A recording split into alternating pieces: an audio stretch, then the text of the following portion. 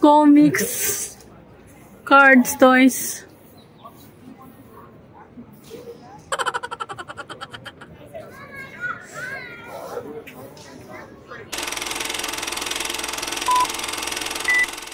Hello mga ka-dreamers! Welcome back to my vlog. Hello everyone! For today's video, meron na ako i-share sa inyo na may nag-comment kasi sa isang group kung okay lang ba tanggapin niya yung employer niya dito sa Canada. Meron pong 3 anak, may 2 aso, meron pa po yung housekeeping job. Okay, meron po kayong housekeeping duties. So, okay lang ba na tanggapin nyo guys yung ganyang employer kung merong 3 anak, may aso, may pusa? Sagutin ko pa para magkaroon po kayo ng idea. Dahil nandito naman po ako sa Canada. So, depende po yan sa sitwasyon ng employer nyo. Kung ang employer nyo po ay merong 3 anak, may mga alaga pang aso o pusa, okay lang po yan kung kayo po ay merong kasamang isang housekeeping or meron kayong isang kasamang nanny. Kung ikaw lang po yung i-hire or ikaw lang po yung nanny ng employer mo, napakahirap po yung ganyang sitwasyon. Mag-aalaga ka ng 3 bata. Hindi naman yun pwedeng hindi mo asikasuhin eh. Lalo na po kung may toddler. Lalo na kung ang age po ay 2 years old, 3 years old. Okay lang yung 4 years old kasi pumapasok na ng school yan.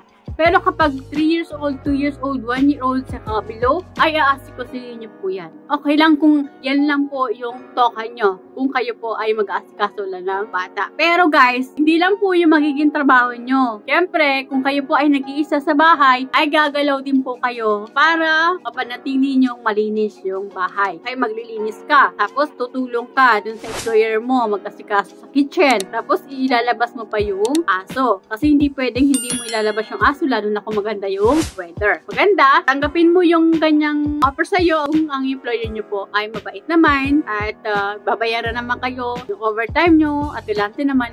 Why not, diba? Okay lang ho yan, guys. Basta, titiisin nyo lang. Tanggapin nyo na po na hindi lang po ang pag-alaga ng bata ang gagawin nyo. So, marami po kayong ibang gagawin dyan. Lalo na po kung kayo lang po ang nanny sa employer mo. Tanggapin mo po na ikaw lang gagalaw sa isang bahay. Mag-alaga ng mga bata, mag-asikaso ng aso, maglilinis ng bahay, lalo na kung ang bahay ng employer mo ay malaki. Huwag kang matakot na ang employer mo ay maraming anak, may aso, at saka may mga gawaing bahay. Isipin mo na lang na stepping stone mo yun. After 1 year, or kung hindi kayo nagkasundo ng employer mo, pwede ka namang mag-terminate kung malakas ang loob mo. Kasi dito, bawal po yung inaabuso ng mga trabador. Tanggapin mo na lang yun, sis, kasi nga, isipin mo na lang na maging stepping stone mo, ang importante ay makarating ka na po dito sa Canada. Mayroon akong i-share sa inyo na yung friends ko ay 2 po yung bahay ng employer niya, galaga ng anak, 2 Pilipina ay nasa kabilang bahay. So, may bahay din po yung employer niya at meron din pong bahay yung anak.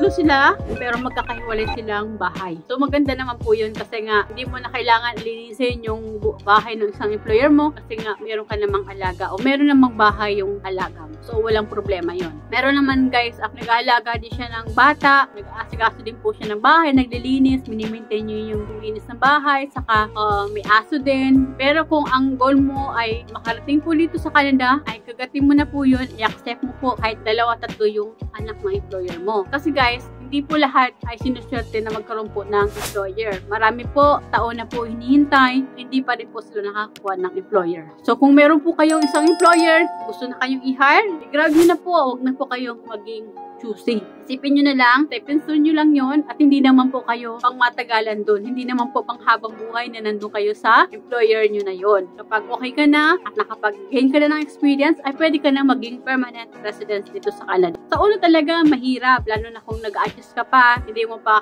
nakukuha yung loob ng mga bata, pati yung employer mo. Siyempre, kailangan mong kuhanin din yung mga loob nila para mapagkatiwalaan. Kasi guys, kapag nagtiwala sila sa iyo at malapit sa iyo yung mga bata, magaan sa loob, magaan din sa pang-araw-araw. O sa una, mag-adjust ka, mahirap i-handle yung ganong sitwasyon, yung ganong trabaho, maraming trabaho, loaded ka. Pero kapag tumagal-tagal ka na at kabisado mo na manage mo na yung time, madali na lang. Kailangan lang dyan ay i-manage mo yung oras mo para wala kang makaligtaan. Kung mas maganda kung i-lista mo lahat ng mga dapat mong gawin, ano yung una mong gagawin para iwas pagalitan, okay? Mas maganda na malinis yung trabaho mo. I-share ko sa inyo guys, mula nung dumating ako dito sa amo ko, ay never pa po akong napagalitan nila. Kung naranasan yung guys. Kasi marunong po silang makisama. Saka, ano naman po yung trabaho ko, malinis naman. Kung mayroon silang sinasabi sa akin, mayroon binibilin sila sa akin, ay ginagawa ko.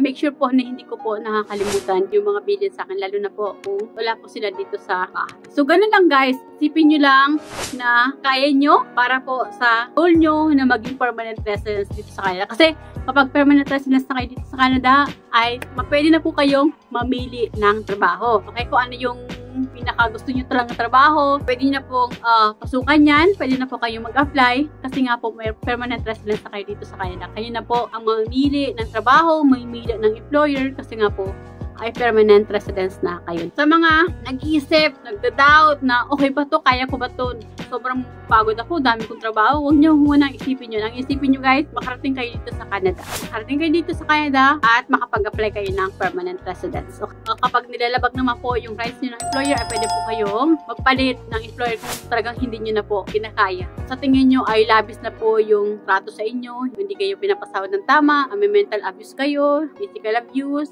pwede po kayong mag-change ng employer. So, for the meantime, habang po kayo ay waiting po sa mga employer, i-grab nyo na po kung ano yung dumating po sa inyo. So, yung guys, i-grab nyo na po kung ano yung employer na dumating sa inyo. Kahit po, marami po silang anak. Okay lang po yan. Mamamanage nyo naman po yan kapag nandito na po kayo sa Canada. Kasi hindi naman po kayo pumabayaan ng mga employer nyo kung bago pala po kayo dito sa Canada. So, i-ano po kayo yan. I-train naman kayo kung ano yung madali para sa inyo. Okay? Kasi dito naman ay per oras naman yung binabayaran. So, malay mo, yung employer mo maraming ang anak, may alaga ka pang aso, meron ka pang ibang gagawin. Pero, kung galante naman, di ba? Lahat ng excess na oras mo ay babayaran. So, sulit yung pagod mo. So, grab mo na yan. Grab nyo na po yan kung kayo po ay may ganyang employer. Galante, makarating kayo dito sa Canada, makapag-apply ng permanent residence para kayo ay mamili na rin ng trabaho ng employer pagdating ng tamang panahon. So, yun lang guys. Na-share ko lang sa inyo yung mga ganyang sitwasyon. Kasi nandito naman ako sa Canada at alam ko naman po, based din po sa mga na-experience ng mga kaibigan ko, kaya sinishare ko din po sa inyo yung reality. Hindi naman po lahat ay negative.